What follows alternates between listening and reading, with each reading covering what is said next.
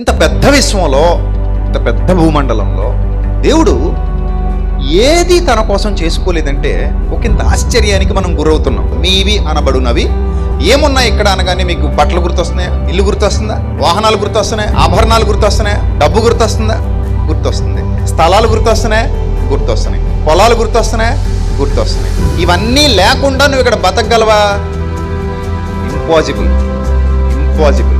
ఇవన్నీ లేకపోతే ఇక్కడ బతకలేము. అన్నీ మనవి, మనకు కావాలి. అవి వాహనాలు కావాలి, ఇల్లు కావాలి, భూములు కావాలి, ఆస్తులు కావాలి, వస్తువులు కావాలి, వస్త్రాలు కావాలి, ఆహారం కావాలి, ఇలా చాలా ఉన్నాయి మనకు కావాల్సినవి. ఇవన్నీ మనవి.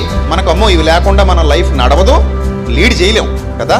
కానీ ఒకటి గుర్తుపెట్టుకోండి, ఇవేవి ఆయనకు అవసరం లేదు. చివరికి పరలోకం కూడా ఆయనకు అవసరం లేదు.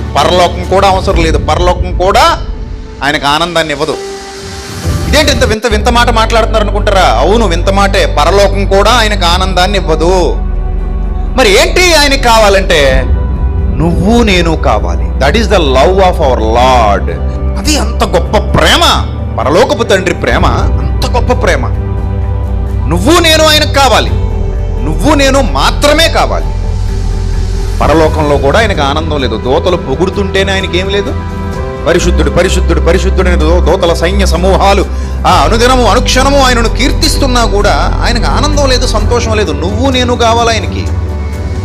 అంత ప్రేమిస్తున్నాడు ఆయన మనల్ని, అంత ప్రేమిస్తున్నాడు. అందుకే దేవుడు లోకమును ఎంతో ప్రేమించాడు.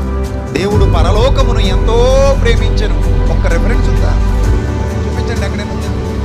దేవుడు పరలోకమును ఎంతో ప్రేమించెను ఉందా? అసలు లేదు. దేవుడున్న లోకాన్ని దేవుడు ప్రేమించట్లేదు. కానీ నువ్వు నేను ఉన్న ఈ లోకాన్ని దేవుడు ప్రేమిస్తున్నాడు. దేవుడు లోకమును అనగా మనలను ఎంతో ప్రేమించెను.